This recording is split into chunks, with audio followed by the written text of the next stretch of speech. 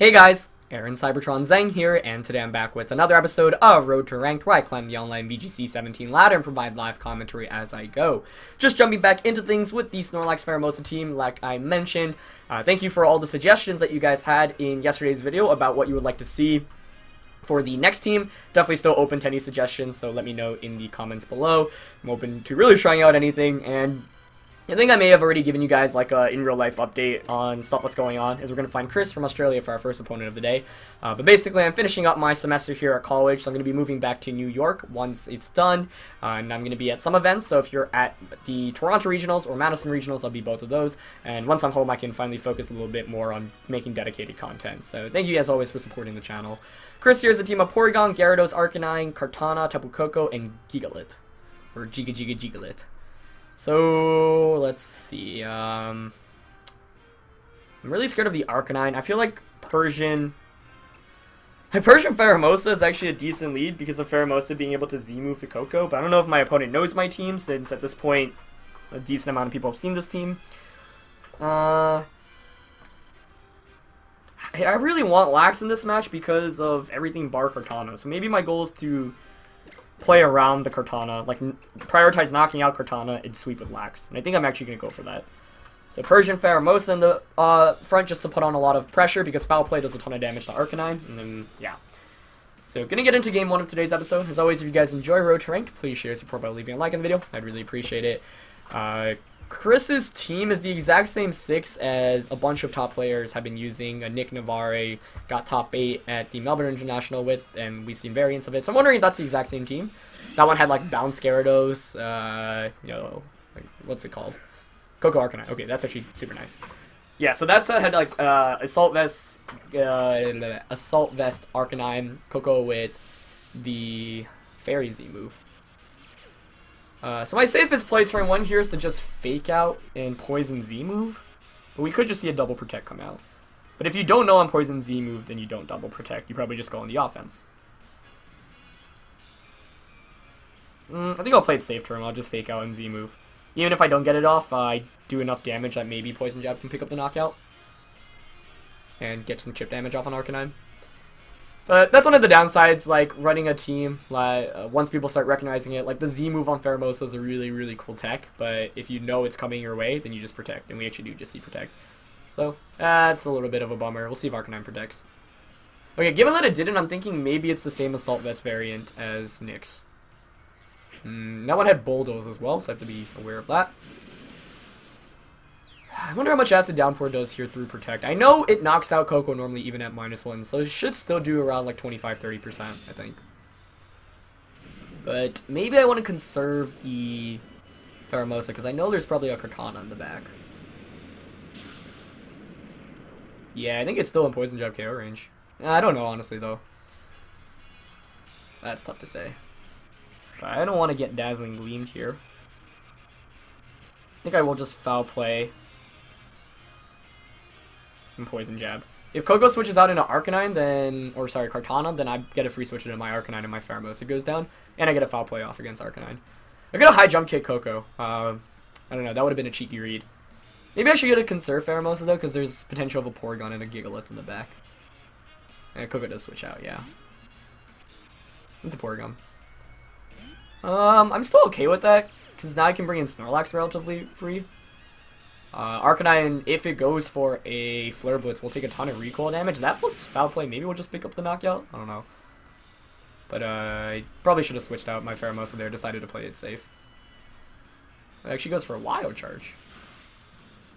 I guess that covers, any potential Arcanine switch-ins, or Feeny, so that makes sense. Yeah, that's fine with me, though. I can bring in Snorlax now, yeah. And Kartana's a threat, but with Snorlax and Foul Play, I'm not as worried about it. So I think I will Foul Play this turn and go for a first stockpile. Yeah. Although Porygon could have... Actually, I think Porygon probably does have Toxic here, so that makes this a lot harder. Yeah, I should have probably just doubled up an Arcanine or switched out Pheromosa. I just was, like, making the conservative play both turns this game, and it hasn't worked out for me. But no switch outs here, okay. So I should just knock out Arcanine. Yeah. Which is why one reason I like Persian a lot. No Toxic though, just the Thunderbolts. Does just under 50% there to Persian. And I will get a stockpile off, so that's good.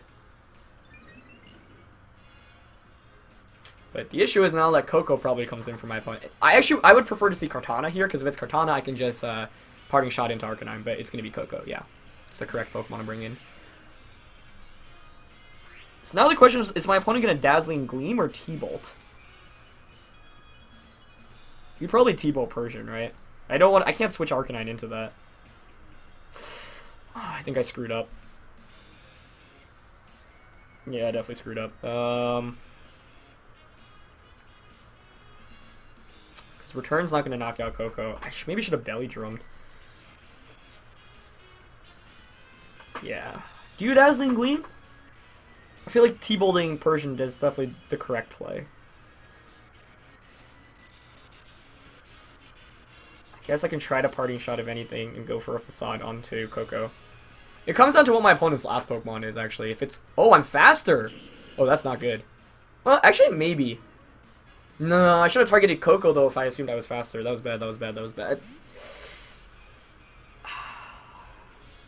So, Modest Coco? Thing is, Arcanine's probably getting knocked out here. I should have Parting Shotted Coco. Because I was definitely just assuming I was going to go down there. Oh, but there's a Z move. Oh, so he's just Twinkle Tackling. Okay. So far, the team looks really identical to Nick's. Regardless of who it targets, it's definitely better than taking a Thunderbolt, which is kind of funny. I hope this goes into Lax, if anything. But no, it targets on Arcanine. Okay. We might just see a double up into that slot, though, with the T-Bolt. Yeah. Oh no, targets down Lax. Okay. Not what I was expecting, but I will definitely take that. As Facade actually crits Coco, still doesn't pick up the knockout, but should be in E-Speed KO range now. I'm actually going to just E-Speed and Belly Drum. Actually, the issue there is if the Kartana comes in for free. So, like, do I want to make a read here? I think I want to E-Speed. I feel like Coco protects here and you just Thunderbolt Arcanine.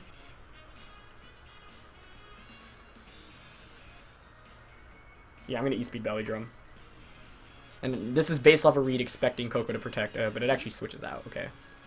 Oh, it's Gigalith. Nice. So there isn't even a Kartana in this game.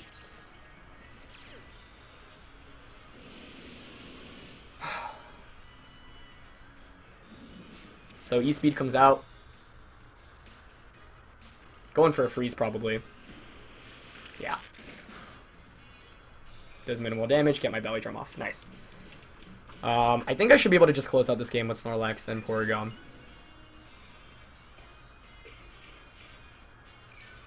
The question is, do I want to switch Arcanine out? Yeah, probably. My opponent needs to freeze or flinch me at this point, I think, to win the game. Yeah. So I was like, the issue with the play that I made last year was I didn't know what my opponent had in the back, and if it was Kartana, that could have been an issue. But my team does like kind of scare off Kartana slightly. So I'll bring in Persian back out now and just Facade into Porygon. With Coco being slower, Persian should be able to just close out the game. So Persian will come in. Oh wow, probably going for a Trick Room there on Porygon. Ooh, that's a nice play by my opponent. Going for the Curse and the Trick Room. But I'm still not really concerned about that because I should outdamage and I have a way to heal with my Snorlax. So, yeah, it's not too much of a problem. Especially because I'm faster here with Snorlax against Porygon anyway, so I can just fake out Persian this turn. And, maybe I want to Recycle instead of Facading. Yeah. Because another Facade should knock out Porygon anyway. Fake out and... Yeah, I think Recycling is better. Just to make sure I have some insurance even if I... Like, even a Stone Edge crit shouldn't knock me out, as Gigalith actually protects. It's fine by me. My opponent hasn't seen my last attack, so it could be assuming, like, maybe a high horsepower. And, like, if Porygon Trick Rooms, sorry, recovers here, you know, it's not going to do anything because Facade just knocks you out anyways, and that's actually what it goes for. It's fine by me, though.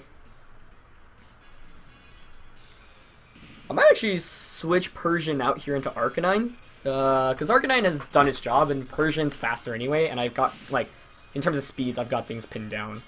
So yeah, I think I actually will do that. I'm going to switch out of Arcanine, get that down to -1 attack, or neutral attack.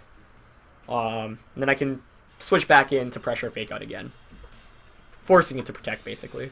And Coco's not a threat at this point, so just kind of drawing things out. The other issue is, like, if I lose Persian, then Arcanine can't protect either, and I just lose that as well. So I might as well just sacrifice something here, and I'll give up my Arcanine.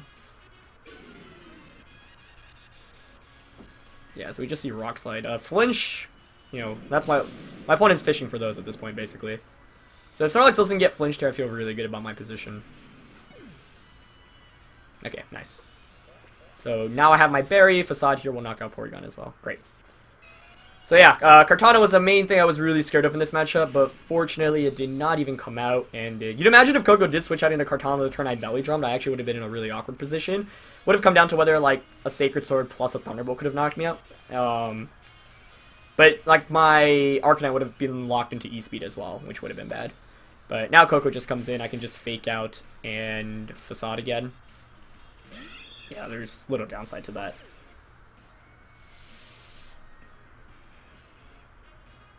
Let's see. 2 turns of Trick Room. Yeah, I'm just going to play it safe here. Fake Out Gigalith and Facade.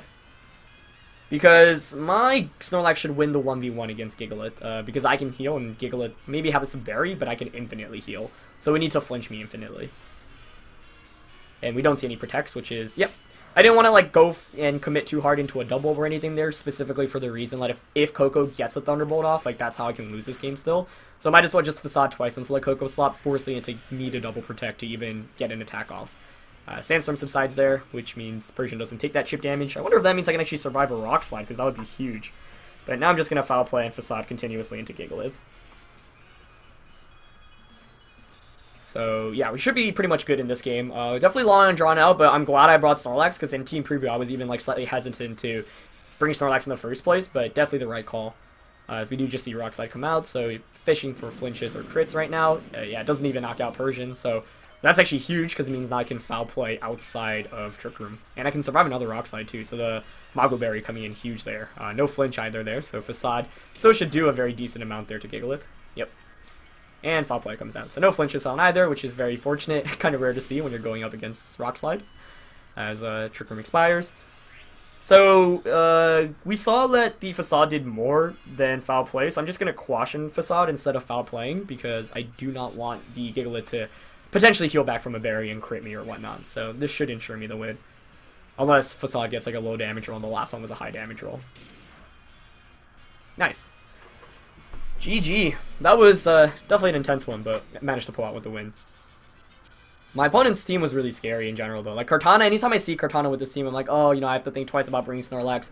But part of the reason why I did Ninetales was onto the team, because it kind of baits out Kartana's. Kartana doesn't like facing Ninetales often, especially if it's not Assault Vest.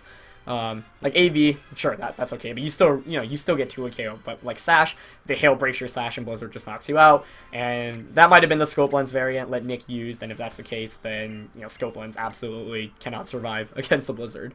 So we do pick up a win there, and we're just gonna look for our second game of the day. And we're gonna find a Japanese opponent with a rating of 1732 for this next game. Running a... oh, good gosh. Abra, Sableye, Chansey, Celesteela, Smeargle, and Carabank. So, I think the strategy of this team is to Power Trip. Not Power Trip, sorry. Like, I actually don't even know. Like, there could be some Minimize shenanigans going on here. I don't have, oh boy, oh boy, oh boy, oh boy, oh boy, oh boy, oh boy, oh boy, oh boy, oh boy. Okay, so I think because I have banned Arcanine and Ninetales like can break Sashes, that might be the way I need to approach this matchup. Yeah. I still want to bring Lax because I can. I wonder if there's Toxic. Kick on the back. I don't know what I'm getting myself into here, but my opponent's team is obviously crazy. There's a freaking Abra on it. Like, that in itself is absurd. Let's see. We are gonna get into this. My opponent's team just has, like, this is the kind of team you run into in Best of 1. You're just like, oh, please, just no. Like, I'm terrified. Arcanine Ninetales against a Carabink and Smeargle. So that's Rock and Fairy.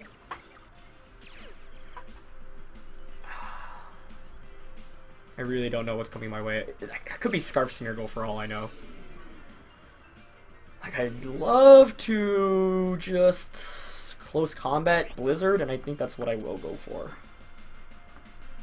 Forcing Smeargle to follow me or Fake Out, but if you're running Smeargle, you've got to be using one of the two. Yeah, there's Fake Out.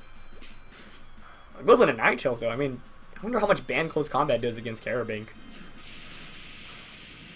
Not as much as I would have liked. Actually, really didn't do much at all. And there's the Trick Room. Oh boy, oh boy, oh boy. So this lead was probably the most standard lead from my opponent, which really says a lot about the team. It's a really cool comp in general. I'm really scared now of getting spored.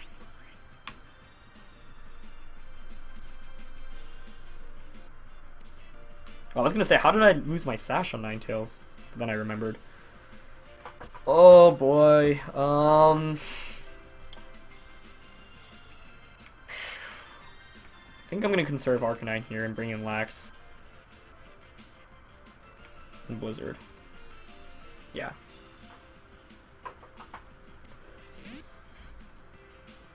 So Snorlax is gonna come in, and that's my best answer to Trick Room. It's really my only answer to Trick Room. Carabink protects, okay, that works with me. Maybe a Spore coming off from Smeargle. But either way, it burns it. Dude, what the heck? How do we get back-to-back episodes with Explosion? That did nothing! I would prefer for it to explode than any other attack. So, we take those, I guess. Maybe we should have gone for the Aurora Veil.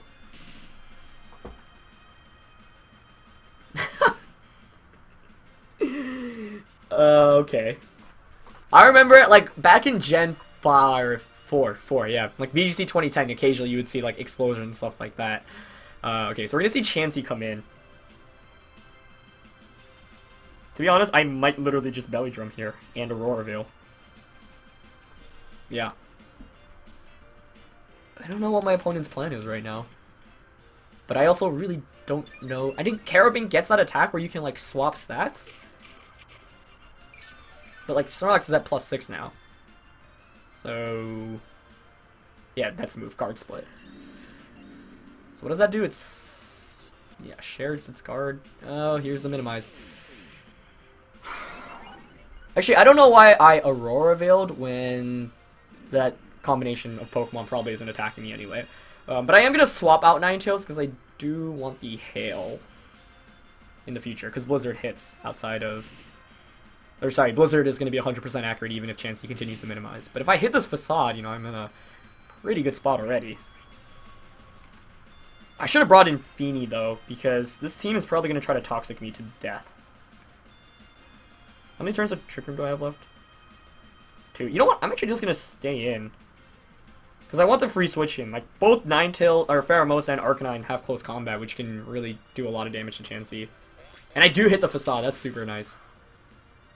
Listen. What the actual... Like, what? Okay. Even crit himself. Oh, what is going on? I do so little damage with Blizzard, but if I hit this next Facade, I'm pretty sure Chansey just faints. Oh, I hate Minimize. It's so silly. What's my opponent's last Pokemon? Freaking Abra, man. What? Is it gonna explode too? Like, I don't know. I'm gonna Facade and... Actually, I'm just gonna Blizzard. I don't even see a reason to switch out. I don't want to switch out, actually. Oh no, I should have... Okay, I was going to say I should have attacked Abra because I don't know what it gets, and that's always a problem, whereas at least Chansey's somewhat predictable. The facade just hits. Okay. Oh, I thought seeing Explosion yesterday was crazy enough, but today we had Smeargle and Carabink explode. I don't... Like, I feel like this team has nothing for Snorlax, or, yeah, Belly Drum Snorlax. You probably have to pray... I would guess it has Toxic. Yeah, I'm just gonna stay in and attack, I guess. I don't even see a reason to... Oh, that's Aurora Veil. Meant to freeze dry. That was a wacky game. I didn't get to see my opponent's like real strategy at all, but we do end up with the win. I don't even know what to say there. That was just crazy. Like typically those teams try to outstall you by minimizing and like toxicking you, but that's why I brought Snorlax. I knew, okay, if it sets up Trick Room, then I'll be able to apply enough pressure with Belly Drum, and Facade should two-shot anything on the team, and I out-damage them before they outstall me. So Snorlax being the MVP here. I really love the episode, so I'm glad I got to feature it a little bit more in this one, just because this team really was built around Snorlax, and that second game, man, like, I don't even know. But yeah, that's going to be it for this episode, guys. I hope you guys enjoyed. As always, leave a like if you did. Thank you guys for watching, and I'll catch you guys next time. Alright, peace.